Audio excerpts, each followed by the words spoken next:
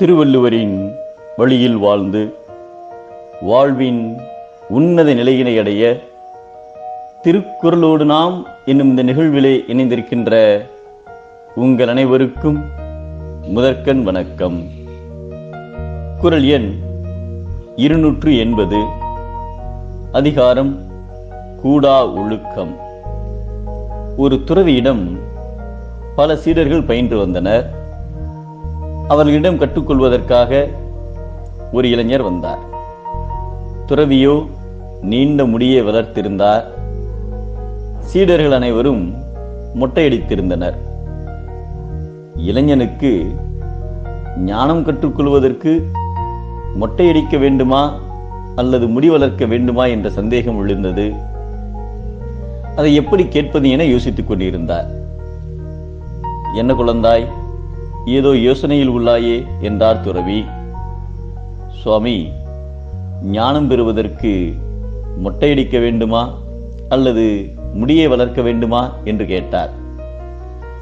அதை கேட்ட சீடர்கள் அனைவரும் சிரித்தனர். துறவி அவர்களை அமைதிப்படுத்திவிட்டு, குழந்தாய், நீ ஒரு பயணம் செய்கிறாய்.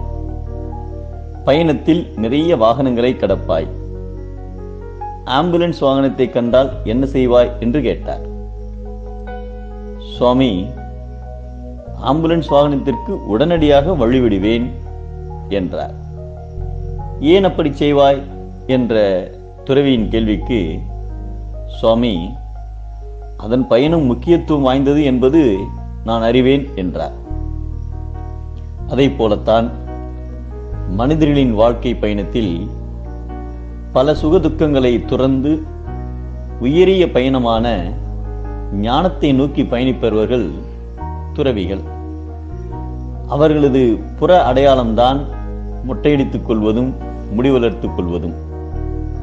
மேலும் அது மற்றவர்கள் துறவிகளை பற்றி அறிந்து கொள்வதற்குத்தானே தவிர அது துறவிகளின் அடையாளமும் அதுவல்ல.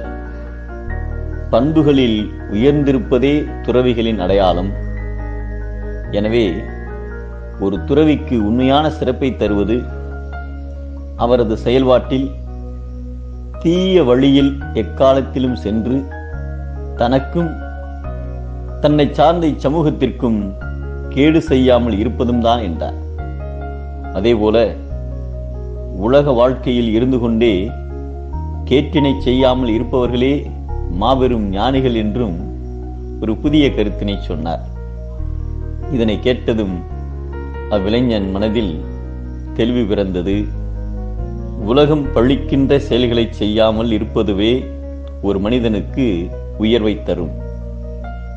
மொட்டையடிப்பதும் சடை வளர்த்துக் கொள்வதும் அவசியமில்லை என்பதை மழித்தலும் நீட்டலும் வேண்டா.